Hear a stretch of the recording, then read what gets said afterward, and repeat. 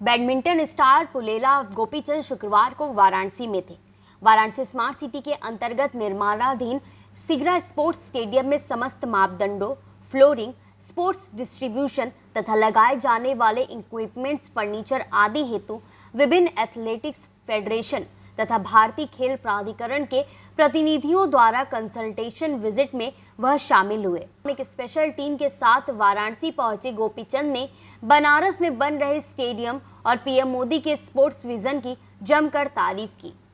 इस विजिट में विभिन्न एथलेटिक फेडरेशन तथा भारतीय खेल प्राधिकरण के प्रतिनिधियों द्वारा सिगरा स्टेडियम के निर्माण कार्यों के 3D मिनिएचर मॉडल के माध्यम से फेजवार विवरण को जाना। सभी ने निर्माणाधीन multi sports, multi level indoor complex, swimming pool, national centre of excellence, athletics ground, multipurpose area आदि को भी देखा। इसके साथ ही सिगरा स्टेडियम पुनर्विकास एवं आधुनिकीकरण को लेकर चर्चा भी की गई। भारतीय बैडमिंटन टीम के राष्ट्रीय कोच, अंतर्राष्ट्रीय बैडमिंटन खिलाड़ी पद्म भूषण पुलेला गोपीचंद ने सिगरा स्टेडियम को पूर्वांचल समेत उत्तर प्रदेश के लिए एक बड़ी सौगात बताया। पद्म भूषण पुलेला गोपीचंद ने कहा कि परियोजना के लोकार्पण के उपरांत वे गोपीचंद बैडमिंटन अकादमी के माध्यम से वाराणसी समेत पूरे उत्तर प्रदेश के बैडमिंटन में उभरते हुए युवाओं को प्रशिक्षण दिए जाने का प्रयास करेंगे। इसके लिए वह खुद वाराणसी आकर इस पर काम भी करेंगे। आज यहाँ पे जो वाराणसी में स्टेडियम बन रहा है, ये इससे मैं बहुत ही खुश हूँ, क्योंकि इस तरह का स्टेडियम, इतना बढ़िया सा इंफ्रास्ट्रक्चर और सिटी के बीच में रहना, ये बहुत सारे खिलाड़ियों के लिए बहुत फायदा करेगा आने वाले समय में। आज पहली बार मेरा वाराणसी का विजिट हुआ है। पहले तो इतना सा अच्छा इंफ्रास्ट्रक्चर यहाँ पे बना है, और यहाँ पे जो स्पोर्टिंग इंफ्रास्ट्रक्चर की फैसिलिटी आज हम देखने को मिल रहे हैं, ये ट्रूली वर्ल्ड क्लास मैं मानता हूँ।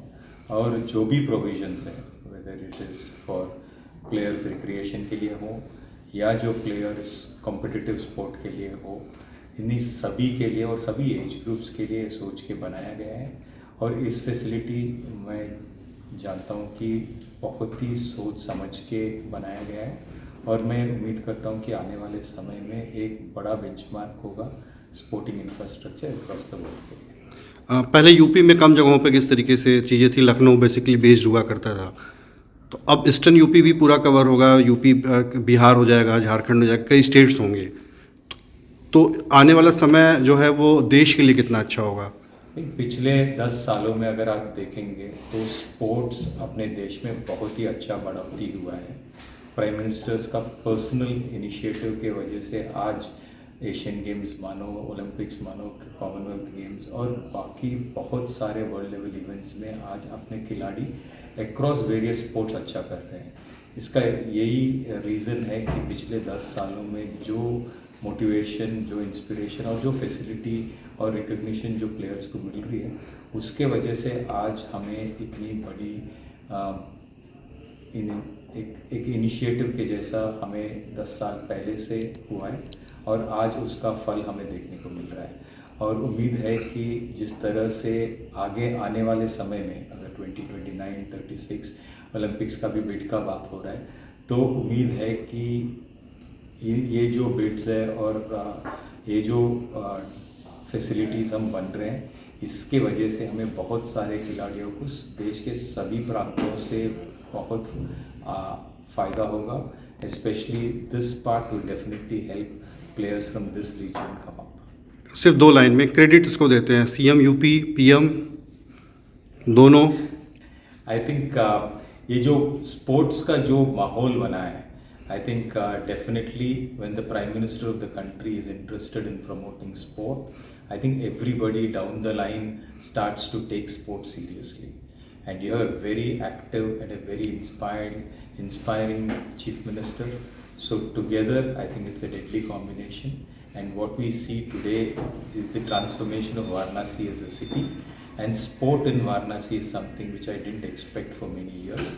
And it's very, very happy to see this beautiful infrastructure.